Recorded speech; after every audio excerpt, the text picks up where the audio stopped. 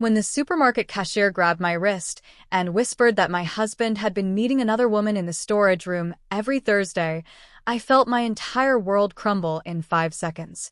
I stood there frozen in the brightly lit checkout aisle of Palmer's Grocery in suburban Minneapolis, my hand still gripping the white bakery box containing the chocolate cake I'd just purchased for my daughter-in-law's family dinner.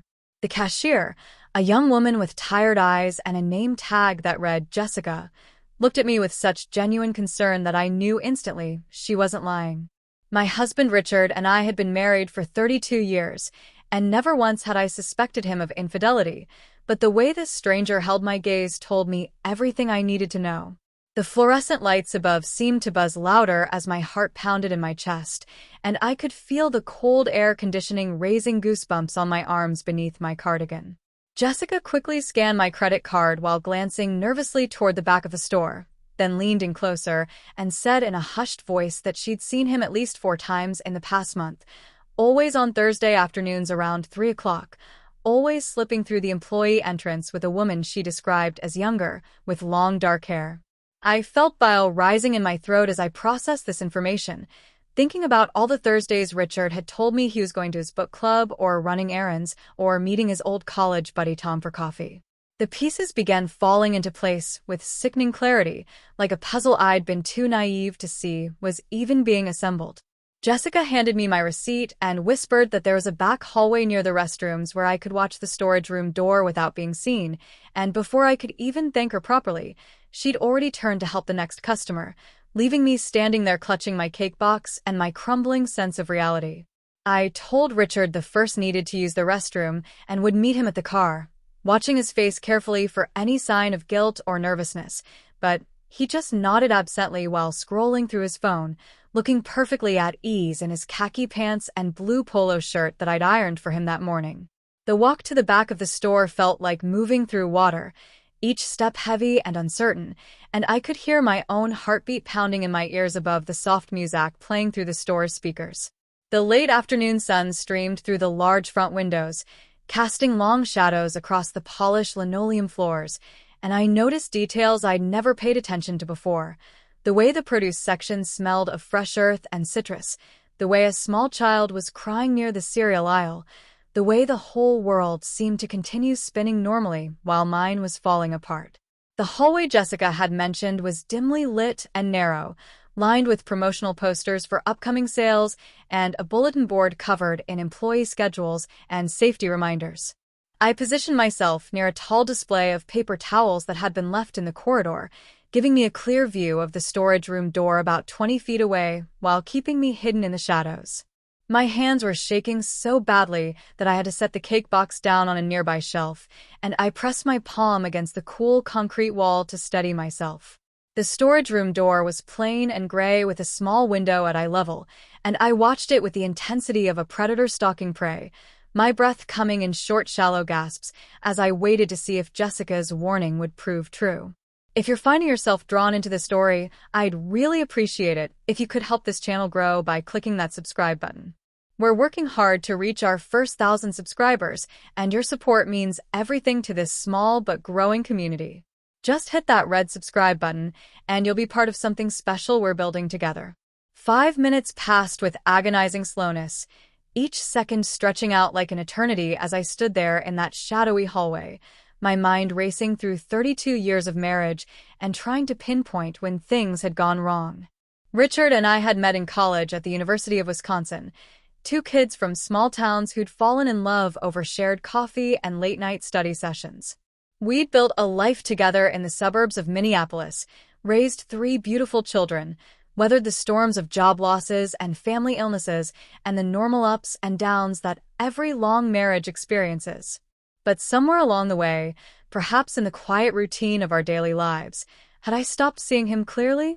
Had I become so comfortable in our relationship that I'd missed the signs of his unhappiness or restlessness? My daughter-in-law Amanda was expecting us at her house across town by 5 o'clock, and I thought about how I'd been looking forward to this dinner all week, excited to see our son Michael and their 2 young children, our precious grandchildren who called me Nana and who still thought their grandfather hung the moon.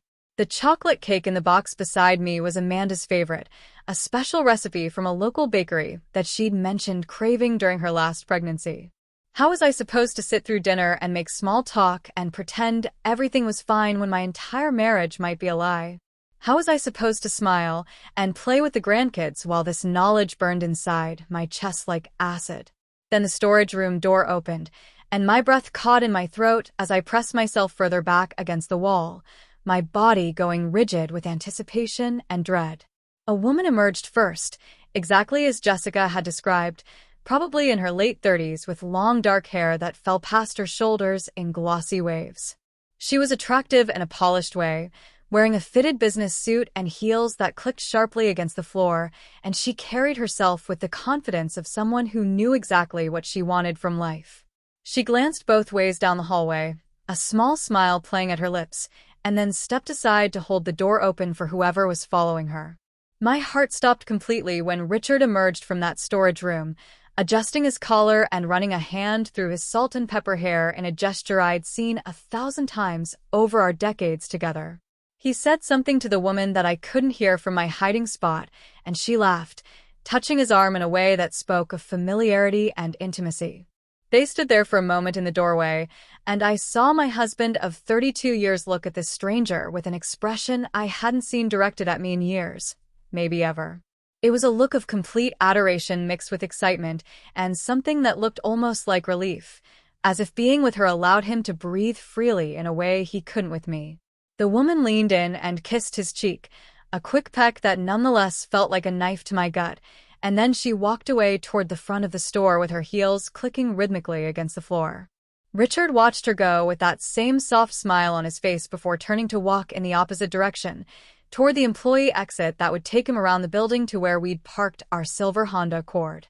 I stood frozen in my hiding place, unable to move or think or even breathe properly, as the full weight of what I'd just witnessed crashed over me like a tidal wave. Your subscription really does make a difference, and if you're invested in finding out what happens next, please take a second to click that subscribe button. We're so close to hitting 1,000 subscribers, and every single person who joins this channel helps us grow and create more content like this. Don't forget to hit subscribe. I don't know how long I stood there in that hallway, but eventually my legs began to move of their own accord, carrying me back toward the front of the store in a daze.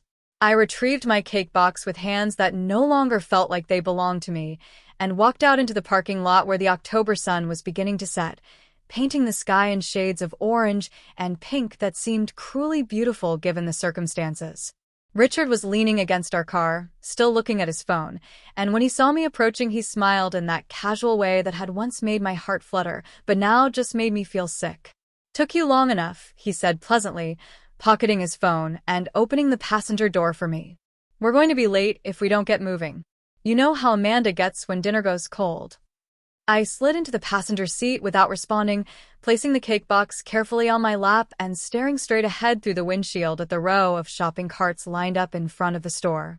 Richard started the car and began backing out of the parking space, completely oblivious to the fact that I'd just watched him emerge from a storage room with another woman, that his secret had been revealed, that our marriage as I'd known it was effectively over. He turned on the radio to his favorite classic rock station, humming along to a song by the Eagles, and I felt a surge of rage so powerful that I had to bite down on my tongue to keep from screaming. The drive to Michael and Amanda's house normally took about 25 minutes, but today it felt both impossibly long and far too short. I needed time to process what I'd seen, to figure out what I was going to say, and when I was going to say it, but I also dreaded the performance I'd have to put on at dinner, pretending everything was fine while this secret festered inside me. Richard made small talk about the weather and mentioned that Tom had invited him to go fishing next weekend, another Thursday activity that I now suspected was cover for something else entirely. Every word out of his mouth felt like another small betrayal, another lie stacked on top of the foundation of lies our life together had apparently become. "You're quiet," Richard observed as we turned onto the tree-lined street where our son lived. The houses here were modest but well-maintained, with neat lawns and the occasional carved pumpkin on front porches signaling the approaching Halloween season. "Everything okay? You're not worried about Amanda's cooking again, are you? I'm sure whatever she made will be fine." I wanted to laugh at the absurdity of his concern, as if bad cooking could even register on my radar given what I'd just discovered. Instead, I simply nodded and said I had a headache, which wasn't a lie. My head was pounding with the weight of too many thoughts all crashing together, questions about how long this had been going on, who this woman was, whether Richard was in love with her, whether he'd ever really loved me at all. I thought about all the years I devoted to our marriage and our family, all the sacrifices I'd made, the career opportunities I'd passed up to support his ambitions, the countless hours I'd spent managing our household and raising our children while he built his successful accounting practice. Had any of it mattered to him? Had any of it been real? Michael and Amanda's house came into view, a charming two-story colonial with blue shutters and a front porch where our 6-year-old grandson Noah was already waiting, bouncing excitedly on the steps when he saw our car pull into the driveway. His little sister Emma, just 3 years old, appeared in the doorway behind him, and I felt my heart constrict with love and pain in equal measure. These babies didn't deserve to have their family torn apart, but what choice did I have? Could I stay in a marriage with a man who was betraying me? Could I live with this knowledge and pretend everything was fine? Please hit that subscribe button if you want to see how this unfolds.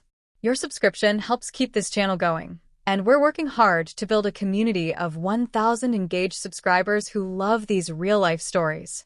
Just click subscribe and you'll never miss what happens next in stories like these. Richard parked the car and was immediately mobbed by Noah, who launched himself at his grandfather with the pure joy that only small children can express. Emma followed more cautiously, clutching her favorite stuffed rabbit and regarding us with those big brown eyes that reminded me so much of her father at that age. I forced a smile onto my face and hugged both children, breathing in their sweet scent of shampoo and childhood innocence, and wondered how I was going to get through this evening without falling apart completely.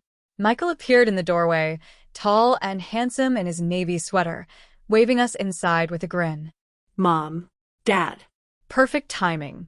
Amanda just pulled the roast out of the oven, and it smells amazing. He came down the porch steps to help carry things in, his eyes concerned when he got a closer look at my face. Mom, you okay? You look pale. Just a headache, sweetie, I managed, handing him the cake box. Nothing serious. This is for Amanda, the chocolate one from Magnolia Bakery that she loves.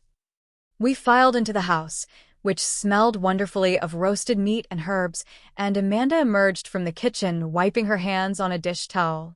She was visibly pregnant with their third child, due in December, and she glowed with that special radiance that expectant mothers often have.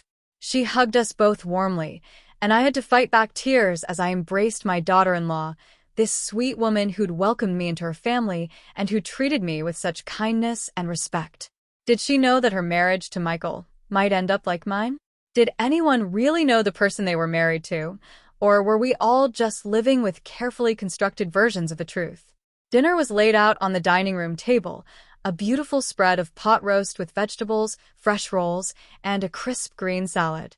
We took our seats in the places we always occupied, Richard at one end and Michael at the other, Amanda to Michael's right, me to Richard's left, with the children in their booster seats between us.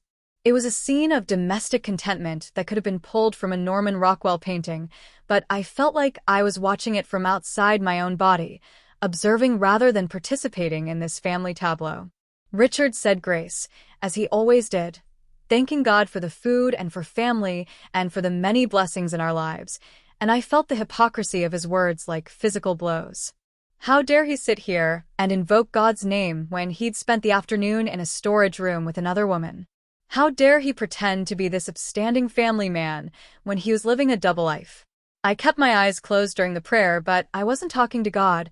I was talking to myself, giving myself a stern lecture about keeping it together for the sake of the children and getting through this meal without causing a scene. The conversation flowed around me as we ate, Michael talking about a difficult client at his law firm, Amanda sharing funny stories about Noah's first-grade teacher, Richard offering advice and opinions with the confidence of someone who believed his position in this family was secure. I pushed food around my plate and tried to eat enough to avoid drawing attention, nodding and smiling in what I hoped were appropriate moments, but my mind was 1,000 miles away, replaying that scene in the storage room hallway over and over like a terrible movie I couldn't stop watching. If this story is resonating with you, I'd be so grateful if you'd click that subscribe button and help us reach our goal of 1,000 subscribers. Your support makes it possible for us to keep sharing these powerful true stories, and subscribing only takes a second. Just hit that red button and join our growing community. Mom, you've barely touched your dinner, Amanda said gently, her hand resting protectively on her rounded belly. Are you sure you're feeling all right? Can I get you some water or maybe some tea? I'm fine, honey, really, I insisted, taking a deliberate bite of pot roast to demonstrate my wellness, even though it tasted like sawdust in my mouth. Just this headache. The food is absolutely delicious. You've really outdone yourself. Richard reached over and patted my hand in what would have seemed like a gesture of concern to anyone watching, but his touch made my skin crawl. She's been off all afternoon. He told the table in that jovial way of his that I'd once found charming. Maybe coming down with something. You know how it is this time of year. Everyone in the office has been dropping like flies with colds and flu. I had to bite my tongue to keep from yanking my hand away and screaming the truth across the dinner table. Instead, I smiled weakly and withdrew my hand on the pretense of reaching for my water glass, taking a long drink to give myself a moment to regain my composure.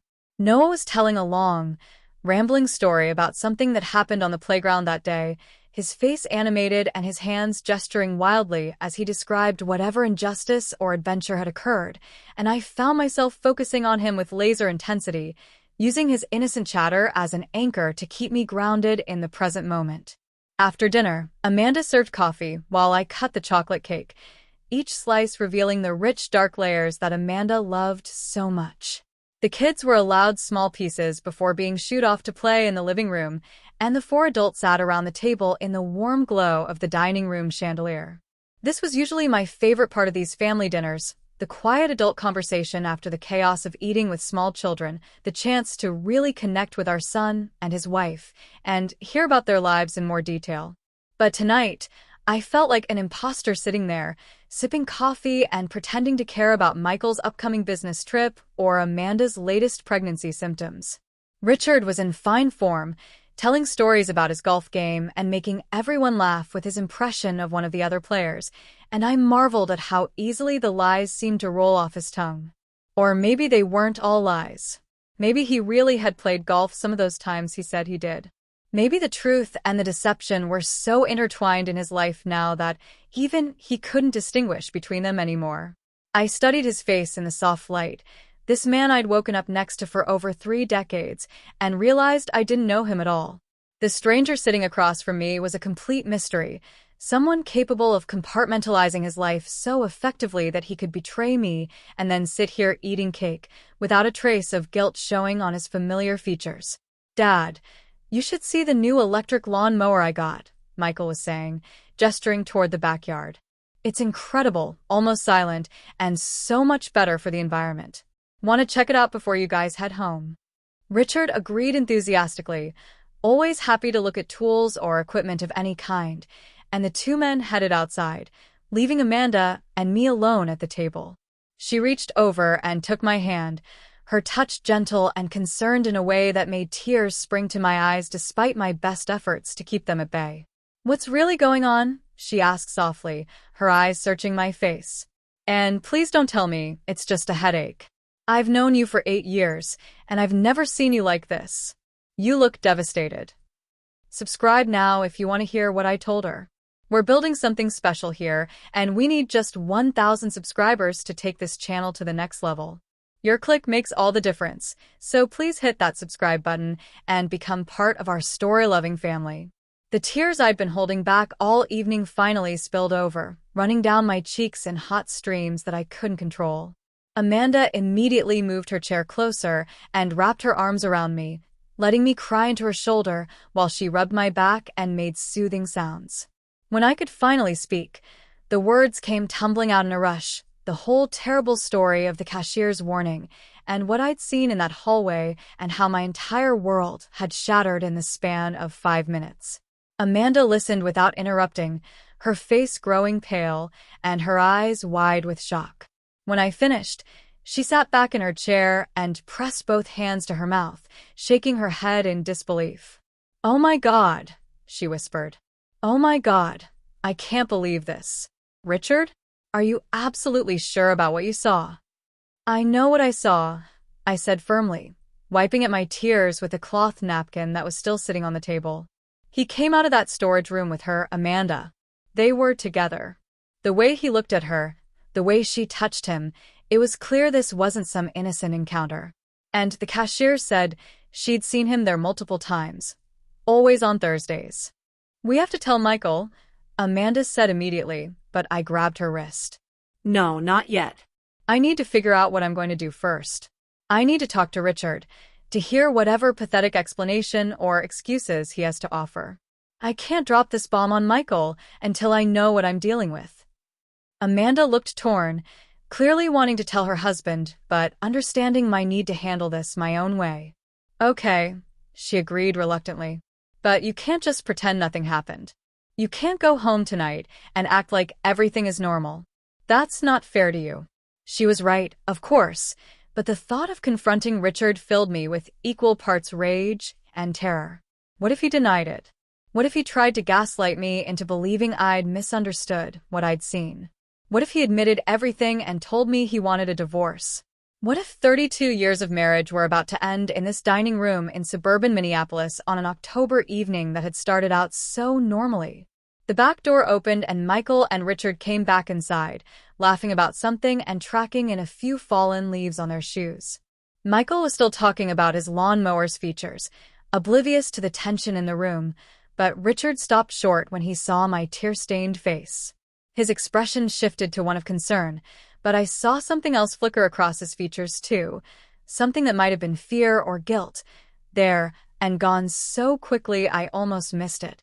"What's wrong?" he asked, his voice filled with what sounded like genuine worry. "Is it the baby? Amanda, are you having contractions?" "The baby's fine," Amanda said coldly, and there was an edge to her voice that made Michael look between the three of us with confusion beginning to dawn on his face. "Someone want to tell me what's going on?" our son asked, and I could see the lawyer in him coming to the surface, that analytical mind starting to process the pieces of a puzzle he didn't yet understand. I stood up from the table, my legs shaky, but my resolve strengthening with each passing second. I'd spent the entire evening living in this horrible limbo between knowing and not confronting, between seeing the truth and pretending I hadn't, and I realized I couldn't do it anymore. I couldn't sit here one more minute with this knowledge burning inside me while Richard played the role of concerned husband and devoted grandfather. The performance was over. Make sure you're subscribed so you don't miss how this confrontation unfolds. We need your help reaching 1,000 subscribers, and clicking that button is the easiest way to support this channel and stay updated on all our stories. Please subscribe now. "I saw you today," I said to Richard, my voice surprisingly steady despite the trembling in my hands. "At the grocery store. I saw you come out of the storage room with her." The color drained from Richard's face so quickly I thought he might actually faint. Michael's head whipped around to stare at his father, and Amanda reached out to take my hand in solidarity. The silence in the dining room was deafening, broken only by the distant sound of Noah and Emma playing in the other room, their innocent laughter a stark contrast to the heavy drama unfolding among the adults. "I don't know what you think you saw," Richard began, but his voice lacked conviction, and his eyes couldn't meet mine. "Don't," I said sharply, cutting him off. "Don't you dare try to tell me I misunderstood or misinterpreted or imagined it. I stood in that hallway, and I watched you walk out of that storage room with a woman, the same woman you've apparently been meeting every Thursday for the past month. The cashier told me, Richard. Multiple people have seen you." Michael had gone completely still, his face a mask of shock and disbelief.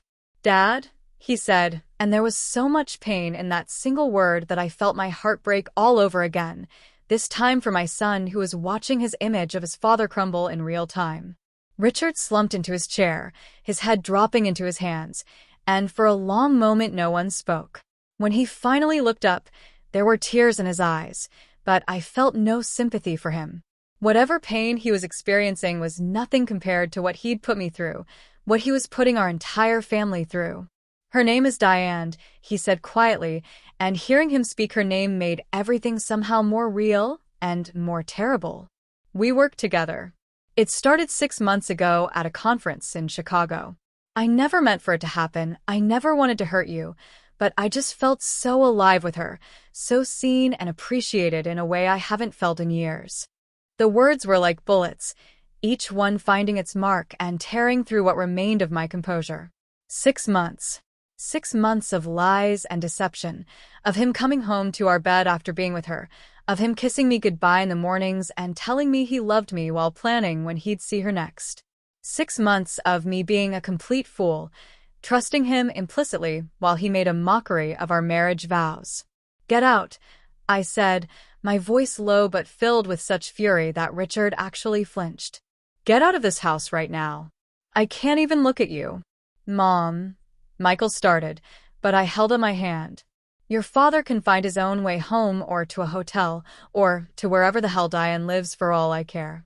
I'm not spending another minute in his presence tonight. I can't." Richard stood slowly, looking around the table at the wreckage of his family, with what appeared to be genuine remorse, but it was too little and far too late. He opened his mouth as if to say something else, then seemed to think better of it, and walked toward the front door. We all heard it open and close, heard his car start in the driveway, heard him drive away into the October night. Only then did I allow myself to collapse back into my chair, my whole body shaking with the adrenaline and emotion of what had just happened. Michael moved to my side immediately, wrapping his arms around me while I cried into his shoulder the way he used to cry into mine when he was a little boy with scraped knees or hurt feelings. Amanda was crying too, her pregnancy hormones making her extra emotional, and the three of us sat there in that dining room holding each other while the remains of our family dinner grew cold on the table and the chocolate cake sat half-eaten on its serving platter. If you're still with me through this emotional journey, please show your support by subscribing to our channel. We're working toward our goal of 1,000 subscribers, and we need viewers like you who appreciate authentic storytelling. Hit that subscribe button and help us grow this community. The next several weeks were some of the darkest of my life. Richard called repeatedly, sent flowers, wrote long emails explaining and apologizing and begging for another chance. He told me that he'd ended things with Diane, that it had been a terrible mistake, that he wanted to save our marriage and would do whatever it took to rebuild my trust. But how do you rebuild trust that's been so completely shattered? How do you come back from a betrayal that fundamental? I stayed with Michael and Amanda for the first week, sleeping in their guest room and trying to make sense of my shattered world. The kids knew something was wrong, but were too young to understand the details, and I put on a brave face for them during the day while crying myself to sleep at night. Amanda was an absolute rock, bringing me tea and tissues and sitting with me during the long stretches when I couldn't seem to stop crying. Michael was devastated by his father's actions, angry in a way I'd rarely seen him, torn between the man he'd looked up to his whole life and the loyalty he felt to me. I eventually went home to the house Richard and I had shared for 28 years, but I made him move into the guest room, and we lived like strangers under the same roof for a while, navigating around each other carefully while I tried to figure out what I wanted. Friends told me I should divorce him immediately, that I deserved better, that I'd never be able to trust him again. My sister flew in from Colorado to support me, and she was firmly in the divorce camp, ready to help me pack his things and change the locks. But it wasn't that simple. 32 years of marriage, 3 children, 2 grandchildren with another on the way, a whole life built together. How do you just walk away from all of that? I kept thinking about all the good times we'd had, all the ways Richard had been a good father and provider, all the dreams we'd shared, and the plans we'd made for our retirement. Was I supposed to throw all of that away because of one mistake? But then I'd remember that it wasn't one mistake. It was 6 months of calculated deception, hundreds of individual lies strung together to hide his affair. And that made it so much worse. We started seeing a marriage counselor, Dr. Patricia Reeves, a calm woman in her 50s who specialized in infidelity recovery. The sessions were brutal, forcing Richard to articulate why he'd done what he'd done and forcing me to sit there and listen to his explanations about feeling unappreciated and taken for granted, about how our marriage had become more about routine than romance, about how Diane had made him feel young and desirable again. Each session left me emotionally wrung out, but Dr. Reeves insisted that we needed to understand the root causes if we had any hope of moving forward. The affair is a symptom, not the disease, she told us during one particularly difficult session. We need to figure out what was broken in your marriage that made Richard vulnerable to this kind of behavior, and we need to determine whether both of you are willing to do the work necessary to rebuild something stronger. Subscribe to see how the therapy sessions progressed and what I ultimately decided. We're building a community of people who appreciate honest, real-life stories, and we need 1,000 subscribers to take this channel to the next level. Click that subscribe button now. Christmas was approaching, and I had to make decisions about how we were going to handle the holidays.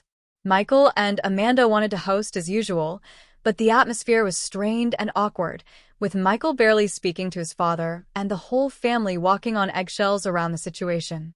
Our other two children, Jennifer in Seattle and David in Boston, knew what had happened and had their own complicated feelings about their father's betrayal. Family gatherings that had once been joyful and easy now required careful planning and emotional preparation. I threw myself into activities to avoid dwelling on the situation constantly. I started taking a watercolor class at the community center, something I'd always wanted to try but never made time for.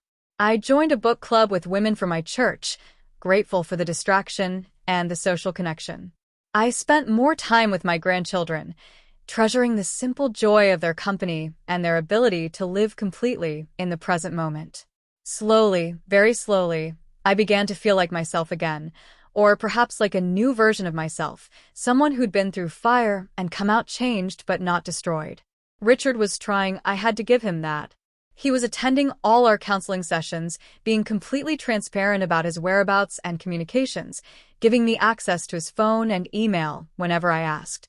He left his job at the accounting firm where Diane worked and found a position at a smaller company, eliminating any possibility of contact with her. He was attentive and apologetic and patient with my mood swings and anger outbursts. But could I ever truly forgive him? Could I ever look at him again without seeing him walking out of that storage room with her? Dr. Reeves explained that rebuilding trust after infidelity was a process that typically took between 2 to 5 years, assuming both parties were fully committed to the work. She warned me that I would have good days and bad days, that triggers would come out of nowhere and send me spiraling, that healing wasn't linear and I shouldn't judge myself for the complicated emotions I was experiencing. She was right about all of it. Some days I woke up feeling strong and capable and ready to move forward, and other days I couldn't get out of bed because the weight of the betrayal felt too heavy to bear. One particularly difficult day came in late January when I was grocery shopping and happened to run into Jessica, the cashier who'd first told me about Richard's affair.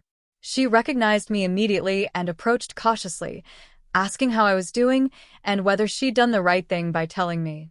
I assured her that she had, that I needed to know the truth even though it had been devastating, and we ended up having coffee together in the Starbucks inside the grocery store. She told me she'd been cheated on by her husband 2 years earlier and had ultimately decided to divorce him, feeling that the trust could never be fully repaired. But everyone's different, she said gently, stirring sugar into her latte. Some couples do manage to come back from this stronger than before. It's rare, but it happens.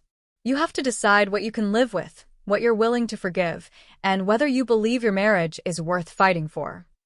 That conversation stayed with me for days afterward, those questions echoing in my mind during quiet moments. What could I live with?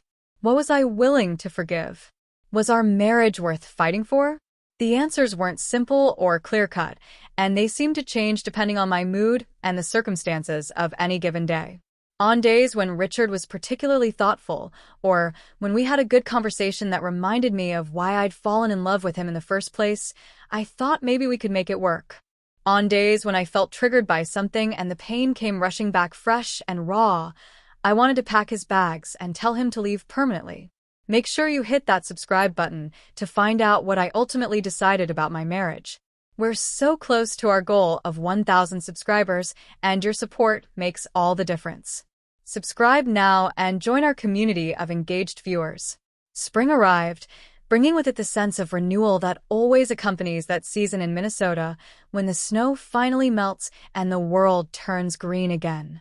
Amanda had her baby in December, a beautiful girl they named Sophie, and being present for that birth and holding my new granddaughter in my arms reminded me of what really mattered in life. Family, Love. connection, the precious and fleeting nature of our time on this earth. By April, Richard and I had been working with Dr. Reeves for nearly 6 months, and she suggested we take a weekend away together, just the two of us, to see how he functioned outside the familiar confines of our home and routines. We chose a small bed and breakfast in Wisconsin, near where we'd gone to college, and spent 3 days walking around our old campus and talking about our past and our present and whether we could envision a future together.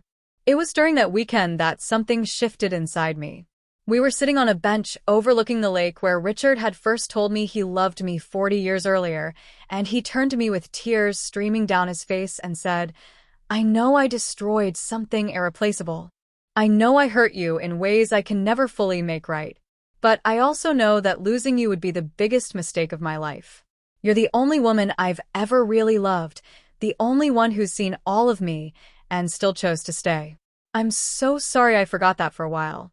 I'm so sorry I took you for granted and went looking for something I thought was missing when I had everything I needed right here." I listened to his words and I looked at his face, this face I'd known for most of my adult life, and I realized that I had a choice to make. I could hold on to my hurt and anger and righteousness forever. I could make him pay for his mistakes for the rest of our lives, or I could choose to forgive. Not forget, never forget, but forgive. The affair would always be part of our story now, a dark chapter that we'd have to acknowledge and work around, but it didn't have to be the final chapter. We could write a new ending if we were both willing to put in the work. "I don't know if I can ever trust you the way I did before," I told him honestly, my own tears now falling freely. "That innocent trust is gone forever. But maybe we can build something different, something more honest and intentional. Maybe we can create a marriage that's based on choosing each other every single day instead of just assuming the other person will always be there." Richard took my hands in his and nodded, understanding the gravity of what I was offering him. A second chance, but one that came with conditions and boundaries, and the understanding that he would have to earn back every ounce of trust through consistent action over time. It wouldn't be easy, and there would still be difficult days ahead, but sitting there on that bench overlooking the lake where our love story had begun, I decided I was willing to try. The next several months were a testament to commitment and hard work. Richard continued with individual therapy in addition to our couple sessions, working through his own issues around aging and masculinity and what had made him vulnerable to the affair in the first place. I continued building my own life outside of our marriage, nurturing friendships and hobbies and discovering parts of myself that had been dormant for years. We established new rituals and traditions like weekly date nights where phones were forbidden, and we focused entirely on reconnecting with each other. We traveled more, taking trips we'd always talked about but never prioritized. We communicated more openly about our needs and frustrations instead of letting resentments build up silently over time. It wasn't perfect, and there were setbacks along the way. I had a major breakdown in July when I stumbled across an old receipt from the hotel where Richard and Diane had apparently met a few times, and all the progress we'd made seemed to evaporate in an instant. Richard held me while I raged and cried, absorbing my anger without becoming defensive, and when I was finally calm enough to talk, we had the most honest conversation we'd had in months about fear and forgiveness and whether healing was even possible. "I'm terrified that I'm not enough for you," I admitted in a whisper. "That eventually you'll get bored or restless again and go looking for excitement somewhere else. I'm terrified of spending the rest of my life waiting for the other shoe to drop." Richard looked me straight in the eyes and said, "I can't promise you'll never be afraid again. I can't erase what I did or the doubt it created. But I can promise you that I see what I almost lost, and I will spend every day for the rest of my life proving to you that you are enough. You are more than enough. You are everything." Please subscribe to our channel if you're finding value in this story. We need your help reaching 1,000 subscribers so we can continue sharing these real, powerful narratives. Just click that red subscribe button and become part of our growing community. By the time our 33rd wedding anniversary rolled around in September, we decided to renew our vows. It was a small ceremony in Michael and Amanda's backyard with just our immediate family present, but it felt more meaningful than our original wedding in many ways. This time we knew exactly what we were promising each other. This time we understood the weight of those vows and the work required to honor them. This time we were choosing each other with full knowledge of our flaws and failures and the reality of who we really were, not the idealized versions we'd been when we were young and naive. Jennifer and David both flew in for the ceremony, and having all three of our children there with their families felt like a blessing and a healing. Our kids had been through their own journey with their father's betrayal, working through their anger and disappointment, and eventually finding their way to their own form of forgiveness. Michael read a poem he'd written about resilience and second chances that had everyone in tears. Amanda arranged for the catering and decorations, creating a beautiful, intimate setting filled with flowers and candles. The grandchildren ran around the yard in their fancy clothes, oblivious to the deeper significance of the day, but adding their own joy and lightness to the proceedings. When it came time to exchange our new vows, I looked at Richard and saw both the man who'd broken my heart and the man who was working every day to repair it. I saw 40 years of shared history, the good and the bad, the triumphs and the failures. I saw the father of my children and the grandfather to my grandchildren. I saw someone who'd made terrible mistakes, but who was genuinely trying to become better. "I promise to keep choosing you," I said, my voice steady despite the emotion coursing through me. "I promise to be honest about my feelings, even when they're difficult. I promise to forgive you a little more each day, even though complete forgiveness may take the rest of my life. I promise to build a new marriage with you, one that's stronger because it's been tested and refined by fire." Richard's vows echoed similar themes of commitment and growth and humble determination to be worthy of the second chance I was giving him. When we kissed, sealing these new promises we were making to each other, I felt something shift inside my chest. Not a complete healing, not yet, but the beginning of one. Like a bone that had been broken and was finally starting to knit back together, still tender and vulnerable, but on its way to becoming whole again. The reception that followed was joyful and relaxed, with good food and laughter and family stories being shared. At one point, I found myself standing at the edge of the yard watching everyone I loved most in the world gathered together, and I felt overwhelming gratitude. Gratitude for the strength I'd discovered in myself to face such betrayal and not let it destroy me. Gratitude for the family that had rallied around me during the darkest time. Gratitude for the counselor who'd guided us through the impossible terrain of rebuilding trust. Gratitude even for Jessica, the cashier whose warning had shattered my illusions but had ultimately given me the truth I needed to make an informed choice about my life. Richard came to stand beside me, following my gaze across the yard full of family. "What are you thinking about?" he asked gently.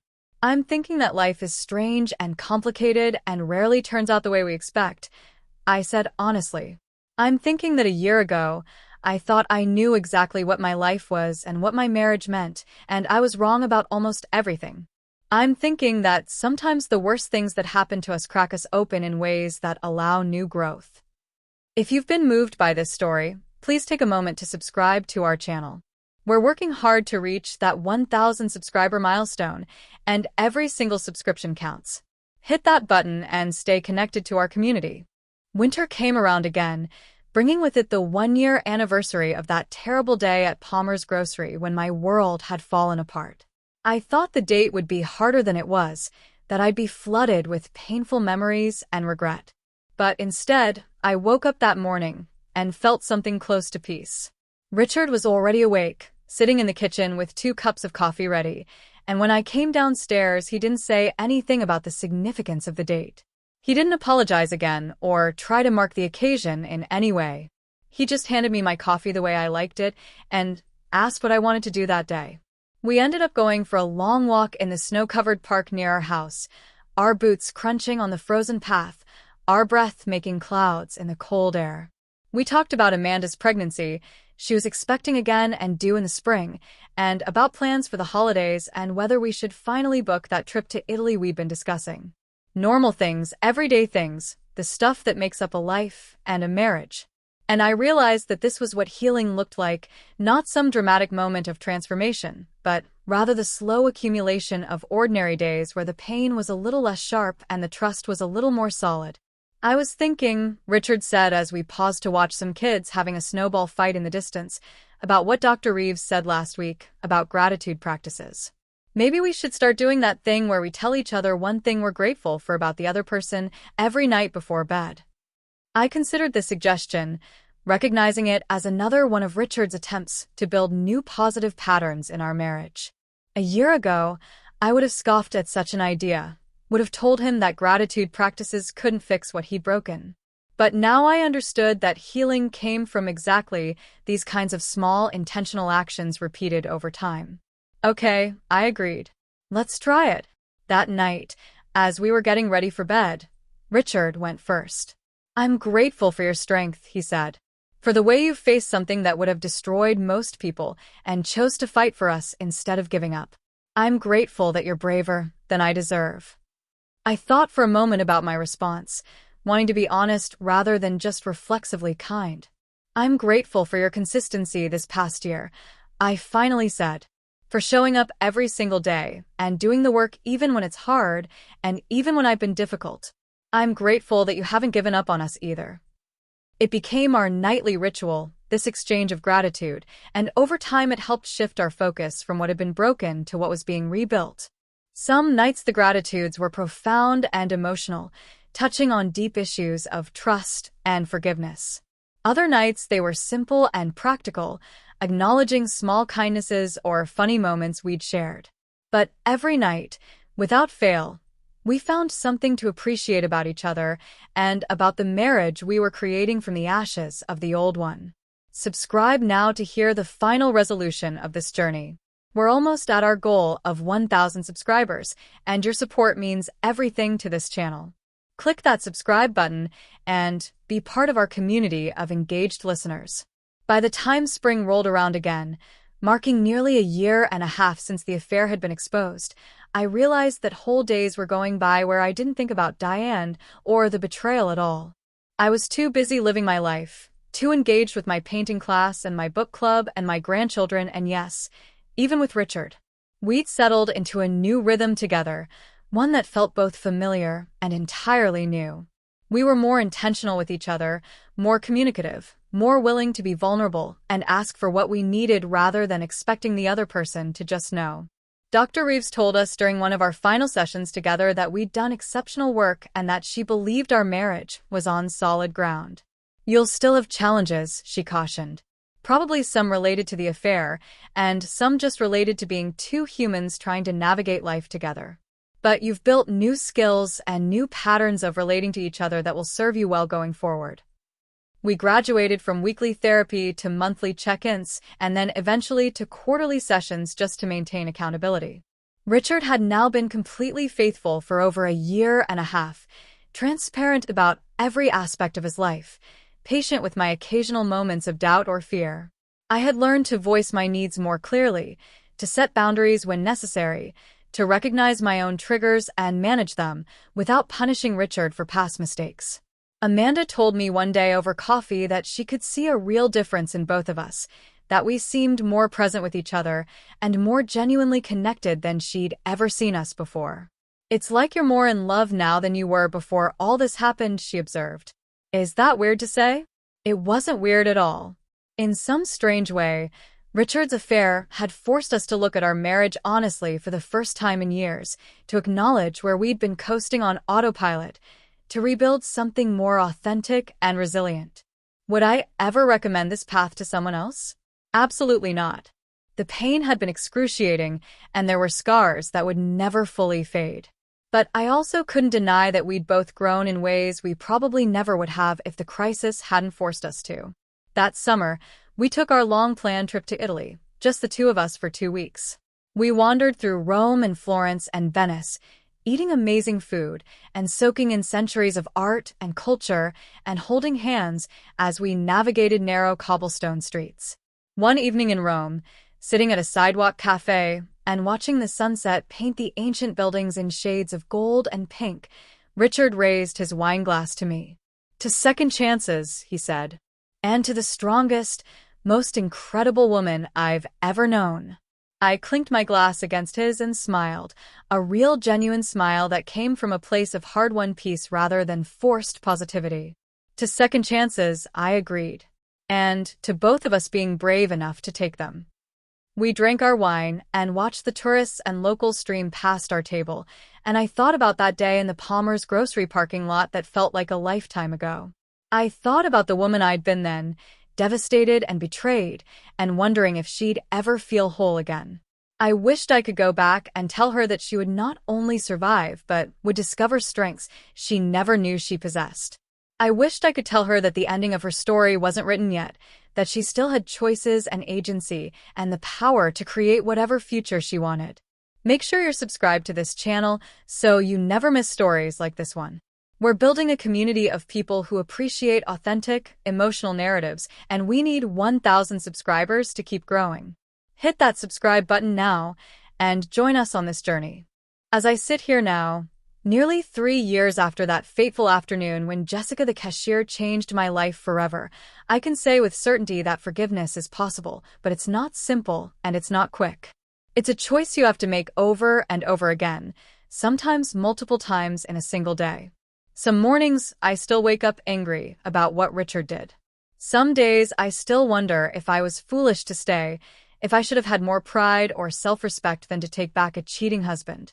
But then I remember all the reasons I chose this path, all the work we've done together, all the ways our marriage is stronger and more honest now than it was before. Would I have chosen this journey if given the option? No, absolutely not. But I didn't get that choice. What I got was a crisis that demanded a response, and I chose to respond with courage and intention rather than just reactivity. I chose to do the hard work of examining my own contribution to a marriage that had grown stale and complacent. I chose to be honest about what I needed and to ask for it clearly. I chose to forgive not because Richard deserved it, but because I deserved to be free from the prison of bitterness and resentment. Richard chose to do his own work too, facing uncomfortable truths about himself and making real lasting changes rather than just offering empty apologies. He chose transparency even when it was uncomfortable. He chose our marriage over his ego. He chose growth over defensiveness. And together, we chose to create something new from the wreckage of what had been destroyed.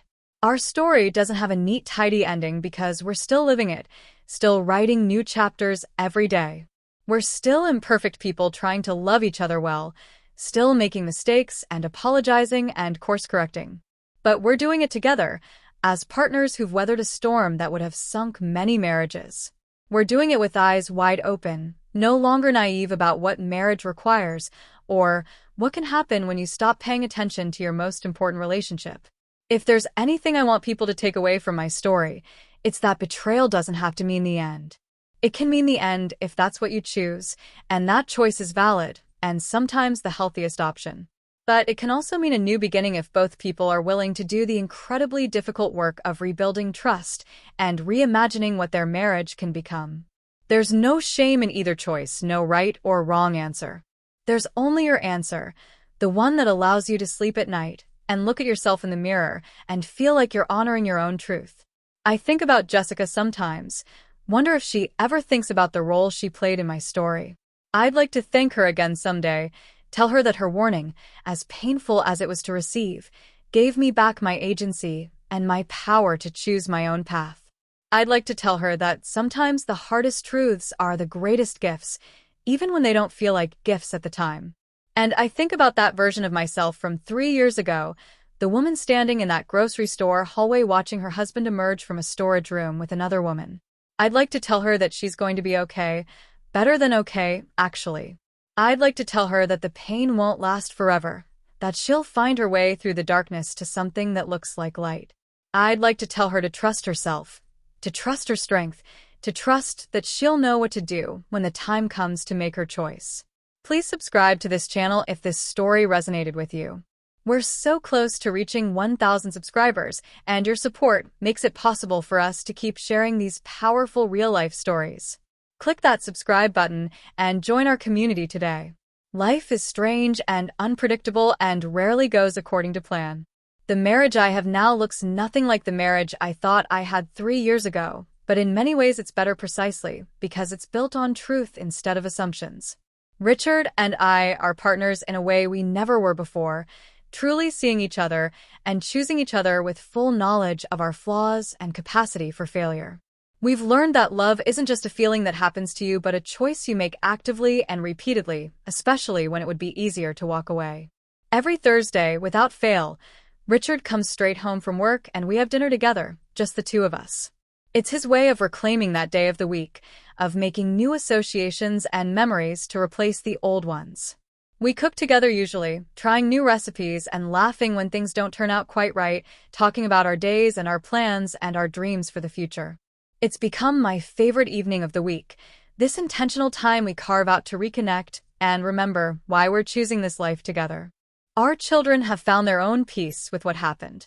Michael's relationship with his father will never be quite what it was before. There's a slight guardedness now that wasn't there when he was younger, but they've rebuilt a good relationship based on honesty and accountability. Jennifer and David have also worked through their feelings and reached their own forms of forgiveness. The grandchildren, blessedly, are too young to remember any of the drama and just see their Nana and Papa as the loving grandparents who spoil them with cookies and bedtime stories. Last month, Amanda told me she'd been talking with some friends who were going through relationship troubles and had shared our story with them. "I hope you don't mind," she said. "But I told them that if you and Richard could come back from something that devastating, there's hope for almost anyone who's willing to do the work." I didn't mind at all. In fact, I was glad that our struggle could offer hope to others facing similar crises. If sharing what we've been through helps even one person navigate their own betrayal with more grace and wisdom than they might have otherwise, then maybe all this pain served a purpose beyond just our own growth. So here I am, 3 years later, married to the same man but in a completely different marriage. Here I am, scarred but stronger, sadder but wiser. No longer naive, but also no longer bitter. Here I am, having faced one of the worst betrayals imaginable and having chosen to let it transform me rather than destroy me. And here Richard is beside me, having done his own transformative work, having earned back my trust one consistent action at a time, having proven that people can change if they're truly motivated to do so. Our story isn't a fairy tale with a perfect happily ever after. It's messier and more complicated than that, more real and more hard-won. But it's ours, and I'm proud of what we've built from the ashes of what was destroyed. I'm proud of the woman I've become through this process, someone who knows her own worth and won't settle for less than she deserves, but who also understands the value of forgiveness and second chances. If you're facing a similar situation in your own life, whether you're the one who is betrayed or the one who did the betraying, know that you have options and agency and the power to create whatever future feels right for you.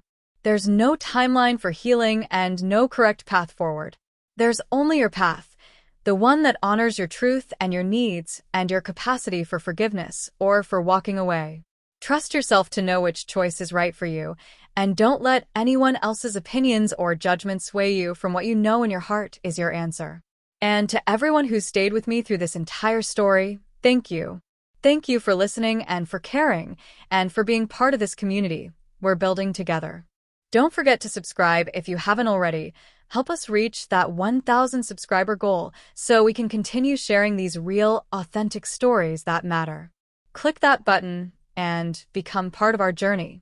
The sun is setting outside my window now, painting the Minnesota sky in those same shades of orange and pink that I saw 3 years ago in the Palmer's grocery parking lot when my life changed forever. Richard is downstairs making dinner, and I can hear him humming along to music on the radio, and in a few minutes I'll go join him, and we'll sit together over our Thursday meal and talk about our days and make plans for the weekend. It's an ordinary evening in an ordinary life, and I've learned that ordinary is actually extraordinary when you've fought this hard to keep it.